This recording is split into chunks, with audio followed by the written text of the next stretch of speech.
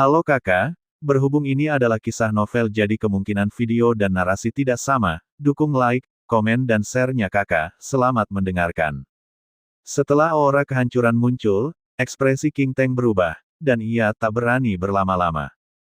Perubahan mendadak akan segera terjadi, jadi King Teng memimpin timnya untuk segera pergi. Sedangkan Chi Xiaoyun, wajahnya tampak seperti campuran biru dan ungu. Ia telah kehilangan salah satu api asalnya yang paling berharga kepada selir iblis api abadi, dan inilah api asalnya yang paling berharga. Ia merasa sangat tertekan. Dengan kekuatannya sendiri, bagaimana mungkin ia bisa mengalahkan selir iblis api abadi dan merebut kembali apinya. Namun kini, kecuali Xiaoyan, semua orang telah mundur dari tungku asal, tampaknya takut untuk tinggal. Mereka yang sebelumnya berada di dalam tungku keraben telah mundur, dan pendatang baru tak lagi bisa masuk. Pintu masuk, yang kini diselimuti oleh hukum kehancuran yang kuat, tak seorang pun berani masuk tanpa campur tangan selir iblis api abadi. Dengan jentikan jarinya, pintu masuk terbuka lebar, memungkinkannya untuk melihat dengan jelas apa yang terjadi di dalamnya. Dia jelas penasaran apakah Xiaoyan benar-benar memiliki kekuatan untuk menaklukkan api Jimian. Tatapan Xiaoyan tampak serius di dalam tungku keraben. Klon rohnya telah menyatu dengan wujud aslinya, siap kapan saja. Sosok setia itu tidak menunggu Xiaoyan bereaksi, langsung melepaskan kekuatan penghancur. Xiaoyan secara naluriah mundur dengan cepat. Untungnya, dia telah mengantisipasi situasi tersebut. Badai api yang telah ditelannya meledak dari pusatnya, seolah-olah semua api pemusnahan yang terkonsentrasi dilepaskan kembali. Api yang mengerikan itu dengan ganas menggerogoti tubuh Xiaoyan. Meskipun kekuatan penghancur ini dahsyat, Xiaoyan telah melahap dagingnya sebelumnya, memiliki wujud fisik yang bercahaya, sehingga memberikan sedikit perlawanan. Namun, itu masih menyebabkan darah Xiaoyan melonjak, meninggalkan banyak luka di kulitnya. Untungnya, luka-luka ini bukan masalah besar bagi Xiaoyan. Kekuatan sumber dari masing-masing setelan kulit itu luar biasa dahsyat. Kekuatan mereka berasal dari kekuatan pemilik sebelumnya, sebuah pengaruh yang tersisa. Namun, Jun Fei Jijing masih menawarkan kesempatan kepada para penerusnya. Mata Xiaoyan sedikit menyipit. Merasakan kekuatan penghancur yang begitu dahsyat, ia terus merenungkan pertanyaan tentang bagaimana menghadapi hati api yang begitu mendominasi, fajar Xiaoyan. Untuk menaklukkannya, ia harus mendapatkan persetujuannya dengan caranya sendiri. Api yang berkobar membentuk badai, mengamuk liar di dalam tungku asal. Di pusatnya, gumpalan api, memancarkan berbagai warna, menyatu. Riak yang memancar darinya langsung menegaskan identitas Xiaoyan sebagai api sunyi yang sejati. Sekarang, Xiaoyan perlu menembus badai api ini, mencapai pusatnya, dan kemudian merebut tungku asal. Sepertinya tidak ada perubahan signifikan yang terjadi. Itu masih badai api, tetapi kekuatannya benar-benar berbeda dari sebelumnya, berkali-kali lipat lebih kuat. Setidaknya jika Xiaoyan membuka mulutnya untuk melahap badai api, bahkan jika ia meningkatkan kekuatan fisiknya ke level tertinggi, ia akan merasa sulit untuk menahannya. Kekuatan penghancur ini. Di luar itu, ada tekanan yang luar biasa. Xiaoyan, tanpa banyak berpikir, mengamati sebentar. Ia menyimpulkan bahwa tidak ada yang misterius tentang tempat ini. Itu hanyalah kekuatan penghancur tertinggi dari api nirvana. Xiaoyan melangkah keluar dari wujud Xiaonya dan memasuki badai api. Pada saat itu, api yang berkobar mencoba mencabik-cabik Xiaoyan tepat di antara alisnya. Segel bintang dari roh primordial cermin kuno berkedip. Baiklah, aku akan menggunakan kekuatan fisikku yang luar biasa untuk menahan kekuatan penghancur itu. Untungnya, aku telah melahap kabut terang sebelumnya, kalau tidak, aku tidak akan mampu menahan kekuatan ini.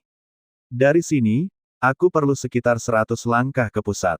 Semakin jauh aku melangkah, semakin kuat kekuatan penghancurnya. Tapi sekarang tidak ada cara untuk mundur. Aku harus mengorbankan api nirvana ini. Saat ia melangkah ke dalam badai api, ia merasakan bahaya yang luar biasa.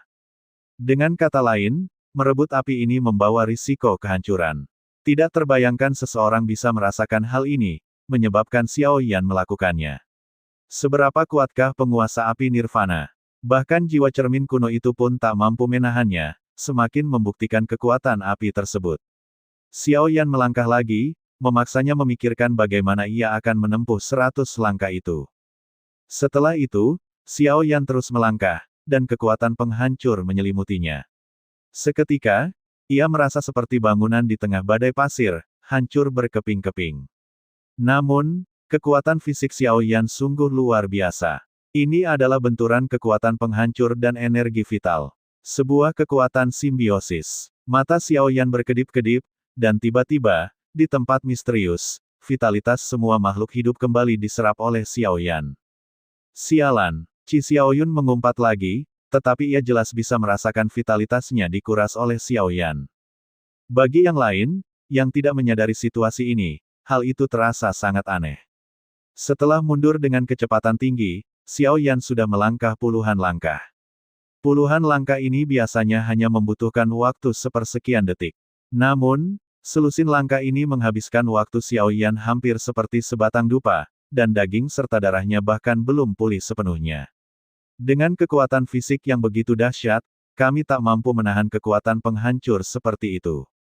Jadi, berapapun api nirvana yang kami peroleh, saat ini, kami sungguh tak layak.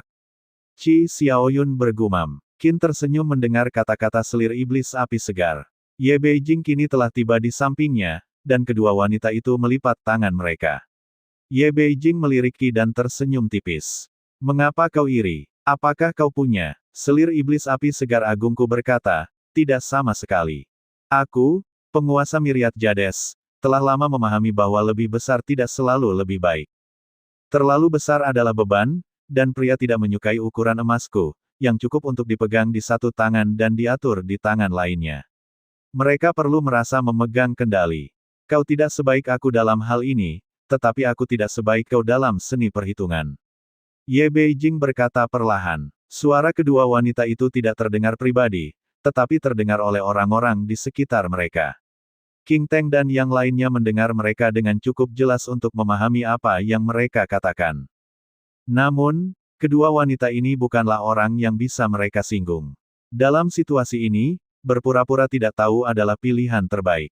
Jika kau benar-benar memiliki kemampuan untuk menelan api ini, kau pasti sudah mengambilnya dan melarikan diri. Aku yakin kau sudah pernah mengalami langkah ini, tetapi akhirnya gagal, kan? Dan kau telah mencoba berkali-kali dan menemukan bahwa bahkan dengan 100 api, kau tidak dapat merebut api ini. Api putihmu tidak mengandung api kehancuran, jadi kau tidak dapat memperolehnya. Kemudian, ketika dia tiba, kau menciptakan peluang, membuat perhitunganmu menjadi publik. Sebenarnya, rencana awalmu adalah membunuh angsa bertelur emas, menunggu orang yang bisa mendapatkannya, lalu membunuhnya dan merebut api itu. Jadi, apakah rencanamu berubah sekarang? Kilatan dingin melintas di benak ahli strategi licik Ye Beijing, William, saat ia menyaksikan iblis api terbang. Terima kasih sudah mendengarkan kakak dan sudah dukung Mimin di Saweria, link di deskripsi. Semua cerita sudah Mimin simpan di playlist supaya bisa kakak ikuti. Bila suka cerita Mimin jangan lupa subscribe channel Mimin dan share channel Mimin ke seluruh penjuru benua. Terima kasih.